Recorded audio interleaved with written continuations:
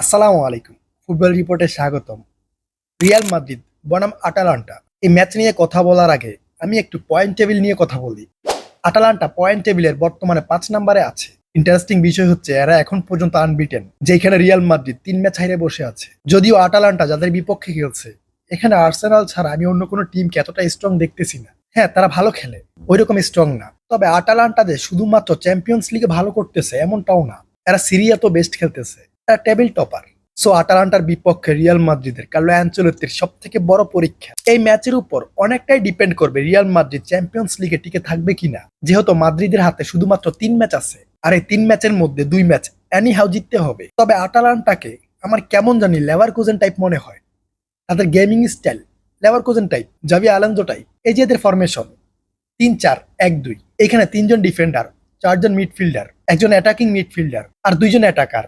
এইখানে এই যে মিডের এই ৪ জন, এই ৪ জনের কাজ হচ্ছে মিডকে কন্ট্রোল করা, মানে প্রতিপক্ষকে আটকানো, মিডকে ব্লক করা, অ্যাটাক করা, কাউন্টার অ্যাটাক করা। এদের মেইন টার্গেট থাকে প্রতিপক্ষ যেন অ্যাটাক করতে না পারে, মিড থেকে বল নিয়ে বের না হইতে পারে, যেটা আপনি তাদের ম্যাচের রেজাল্ট দেখলে বুঝতে পারবেন। তারা কিন্তু খুব বেশি একটা গোল কনসিড করে না, যেমন তাদের মিড তেমন তাদের অ্যাটাকিং লাইন, যেটা রিয়াল মাদ্রিদের জন্য ভয়ের কারণ হইতে পারে। রিয়াল মাদ্রিদের সব থেকে বড় পরীক্ষা নিবে লোকমান, অ্যান্ডারসন, পেসালিস এবং মাটিউ। সো মাদ্রিদের ডিফেন্স এবং মিডকে অনেক বেশি সতর্ক থাকতে হবে। হ্যাঁ, আমরা বলতে পারি এখানে ভিনিসিয়াস জুনিয়র, রদ্রিগো ব্যাক করছে, তবে আমার মনে হয় এখানে যেই আসুক ম্যাচ টাফ হবে। আটালান্টাকে এতটা ইজি ভাবা যাবে না। এরপর কিলিয়ান এমবাপ্পে, এমবাপ্পের এখনই সুযোগ নিজেকে প্রমাণ করার। ভিনিসিয়াস, রদ্রিগো মাত্র ইনজুরি থেকে ব্যাক করছে, সো তাদের সাথে কম্পেয়ার করলে এমবাপ্পে এখানে বেস্ট খেলার কথা। এমবাপ্পেকে বেস্ট খেলতে হবে। ভাই, কিলিয়ান এমবাপ্পেকে রিয়াল মাদ্রিদ ৭ বছর পিছে ঘুরে সাইন করাইছে, এখন পর্যন্ত নিজেকে প্রমাণ করতে পারে নাই। এমবাপ্পেকে এখনই প্রমাণ করতে হবে।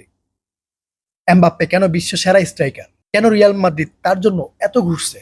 এমবাপ্পের কাছে এখনো চান্স আছে ভালো একটা কামব্যাক দেওয়ার, রিয়াল মাদ্রিদকে ভালো কিছু উপহার দেওয়ার, ভিনিসিয়াস, রদ্রিগোর সাথে মিলে রিয়াল মাদ্রিদকে চ্যাম্পিয়ন্স লিগের ভালো একটা পজিশনে নেওয়ার। আপনারা দেখেন জিরোনার বিপক্ষে মাদ্রিদে যে ম্যাচ ছিল, ওই ম্যাচ রিয়াল মাদ্রিদের এই সিজনের সব থেকে সলিড ম্যাচ ছিল, এটা আমার মনে হইতেছে। তবে হ্যাঁ, এইখানে একাদশে পরিবর্তন আসবে। রাউল আসেনসিও ব্যাক করছে, যদিও এইখানে আসেনসিও স্টার্টিং এ থাকবে না, এখানে হয়তো চুয়ামেনিকে স্টার্ট করাবে, যেহেতু চুয়ামেনি এই পজিশনে লাস্ট ম্যাচে ভালো করছে। এরপর এখানে লেফট ব্যাকে গার্সিয়া থাকবে, যেহেতু ম্যান্ডি নাই। এই যে গার্সিয়া, গার্সিয়া দায়িত্ব বোঝে ভাই, কিভাবে লেফট সাইড থেকে উপরে উঠা লাগে, ডিফেন্স করা লাগে, বল কন্ট্রোল করা লাগে, ডমিনেট করা লাগে, বল ক্রসিং করা লাগে, ওটা গার্সিয়া ভালোভাবেই বুঝে। রাইট ব্যাকে এখানে ভাস্কেজ থাকবে, ভাস্কেজের প্রয়োজন আছে, ওইটা আমি ম্যাচের পর বলবো কেন ভাস্কেজের এই স্কোয়াডে প্রয়োজন আছে। তবে মিডে পরিবর্তন আসবে, যদিও ফরমেশনের উপর অনেক কিছু ডিপেন্ড করে, বাট ফরমেশন এখানে ৪-৩-৩ থাকবে।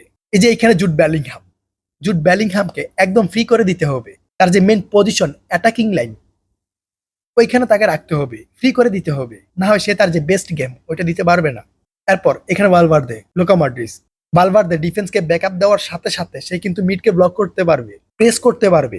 আর লুকা মডরিচ যদি তার ফর্মে চলে আসে, তাহলে তার কথাই নাই, আমরা বেস্ট সার্ভিস পাবো। তবে মিডের মেন পরিকল্পনা থাকতে হবে Jude Bellingham, because Jude Bellingham defensive line থেকে অ্যাটাকিং লাইন পর্যন্ত হেল্প করবে, ডিফেন্সিভ লাইন থেকে অ্যাটাকিং লাইন পর্যন্ত তার ইম্প্যাক্ট থাকবে। তবে হ্যাঁ, এখানে এমবাপ্পে আবারও তার পজিশনে চলে আসবে সেন্টার ফরওয়ার্ডে, যেহেতু এখানে ভিনিসিয়াস ব্যাক করছে। সো অ্যাটাকিং লাইনে এখানে রাইট উইঙ্গে রদ্রিগো, লেফট উইঙ্গে ভিনিসিয়াস জুনিয়র, আর সেন্টার ফরওয়ার্ডে কিলিয়ান এমবাপ্পে। তবে এমবাপ্পের বাজে ফিনিশিং আমি দেখতে চাই না ভাই।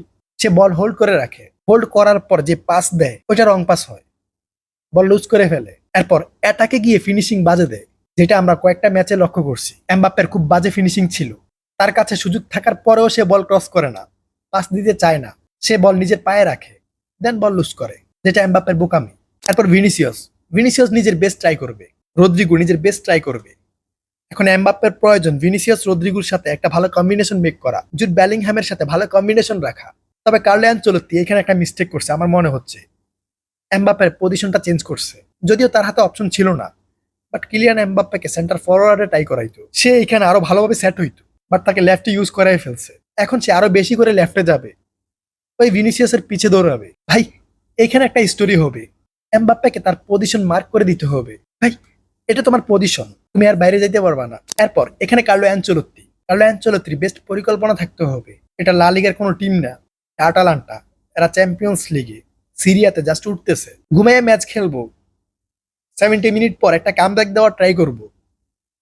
এমন হলে হবে না ভাই।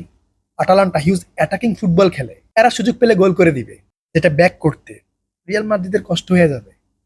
এদের যে মিড, যে ডিফেন্স, তারা হিউজ প্রেস করে খেলে, প্রেস করে খেলার ট্রাই করে, অ্যাটাক করার ট্রাই করে। কার্লো অ্যানচেলত্তি যদি মিডে বল কন্ট্রোল করতে না পারে, ডমিনেট করতে না পারে, স্পেস মেক করতে না পারে, তাহলে স্কোর করতে কষ্ট হয়ে যাবে।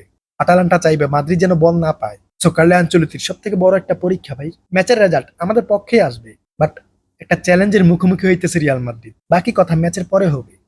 আপনারা ম্যাচ উপভোগ করুন।